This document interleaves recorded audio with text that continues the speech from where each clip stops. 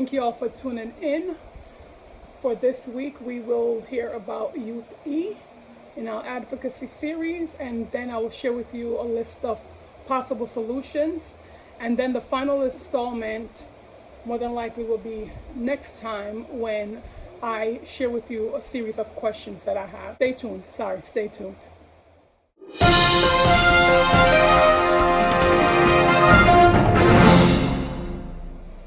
All right, let's start. It says Youth E has been in the program for more than the usual 6 months. Youth E is a product of her environment. According to Mom, Youth E did very well until the 6th grade when something changed. The change started in school, but the details are not known to Ryder.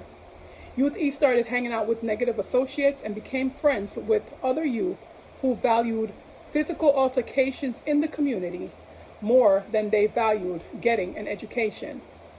Since starting with the program, Ryder has heard Mom state over and over again that the family had been trying to get help for Youth E. Youth E was not only fighting, but Youth E was also stealing, truant from school, disregarding curfew, and other things. Mom filed a person in need of supervision warrant in hopes that Youth E would get the help that she needed. Mom has been consistent with stating that Youth E should have been held accountable for her continued disregard for the stipulations of various court orders. Mom was confused as to why Youth E was not placed for a short period on violation charges.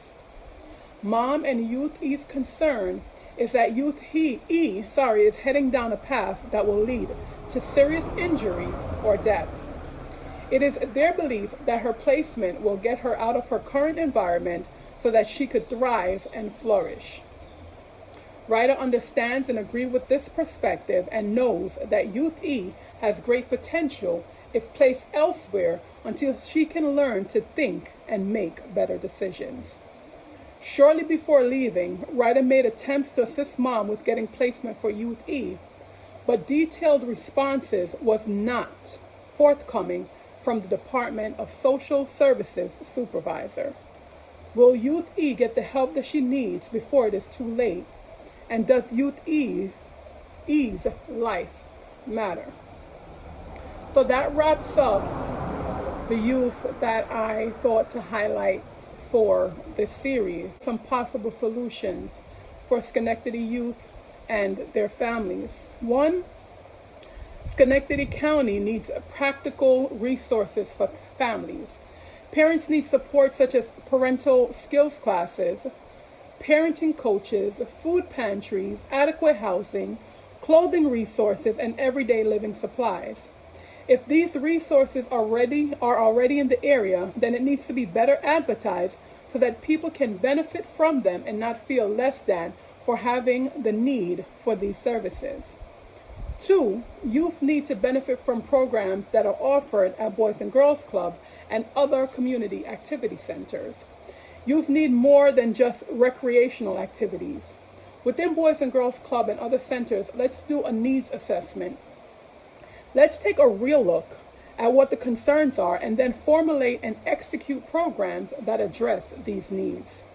3, service providers in Schenectady need to get to know individuals and individual families. That's the only way to truly help and bring about necessary change.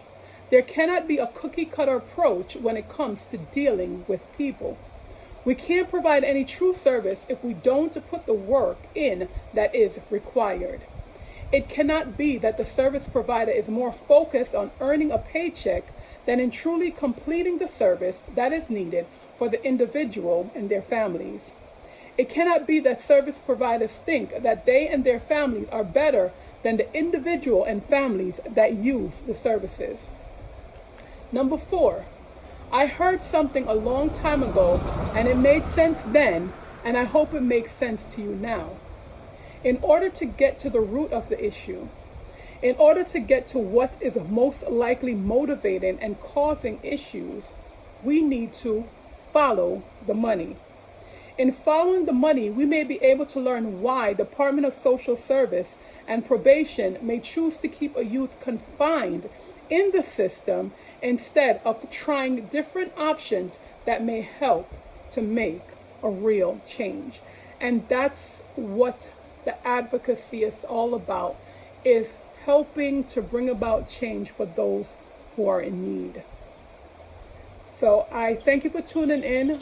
Please tune in for the next one when we are going to go through a series of questions.